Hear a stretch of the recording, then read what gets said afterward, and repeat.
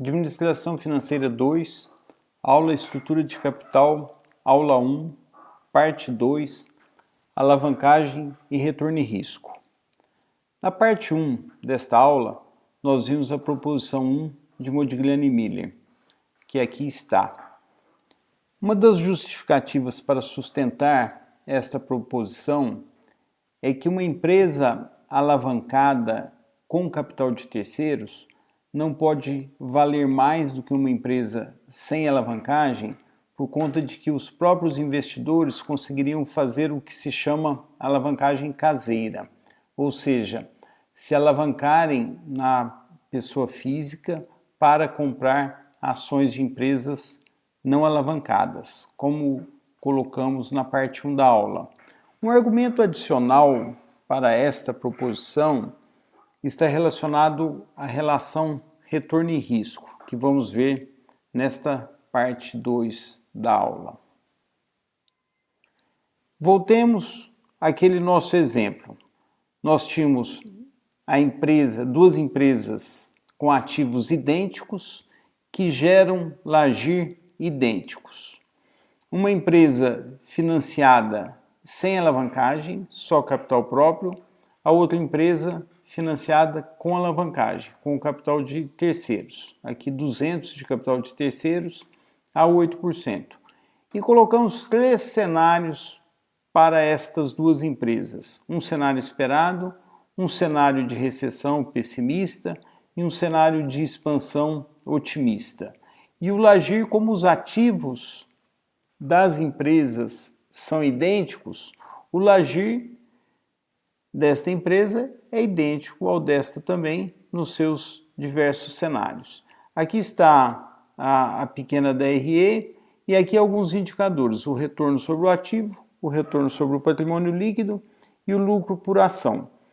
Vejam que nos cenários esperado e expansão, a empresa alavancagem apresenta retorno sobre o PL e lucro por ação maiores do que a empresa sem alavancagem. Aqui está o gráfico do retorno sobre o PL.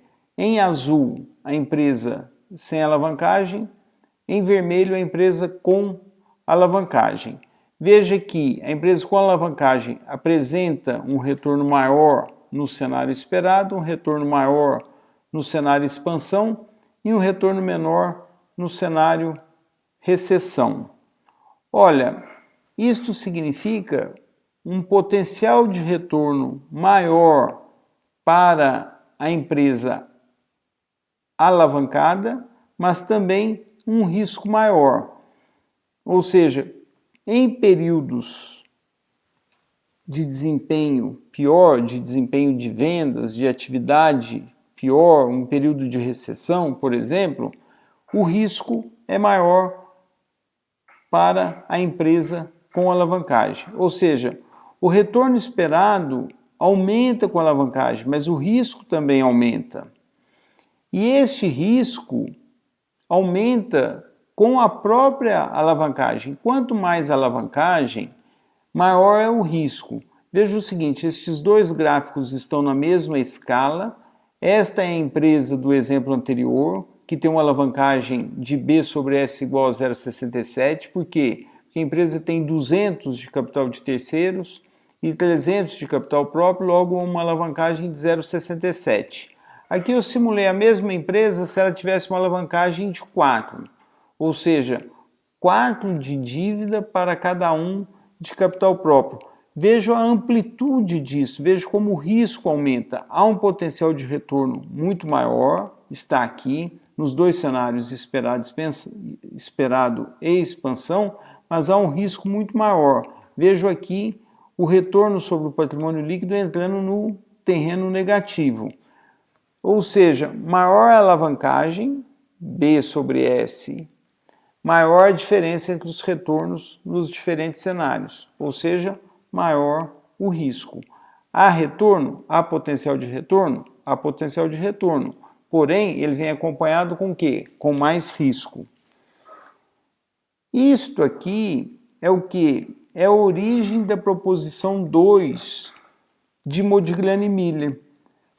O retorno esperado é maior, mas como o risco é maior, os investidores exigirão um retorno maior. E a proposição 2 de Modigliani e Miller mostra exatamente isto. O retorno exigido, que os acionistas exigem, que é o retorno do capital próprio, ele é função da alavancagem.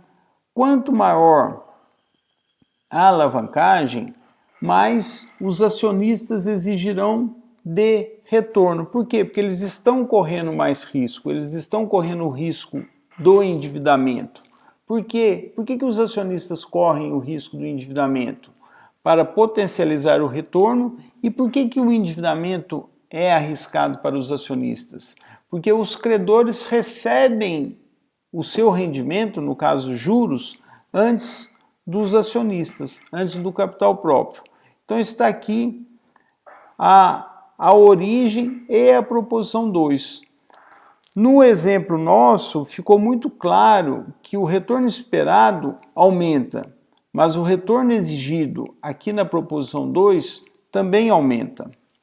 Com isto, nós terminamos a parte 2, alavancagem e retorno e risco da aula Estrutura de Capital, aula 1.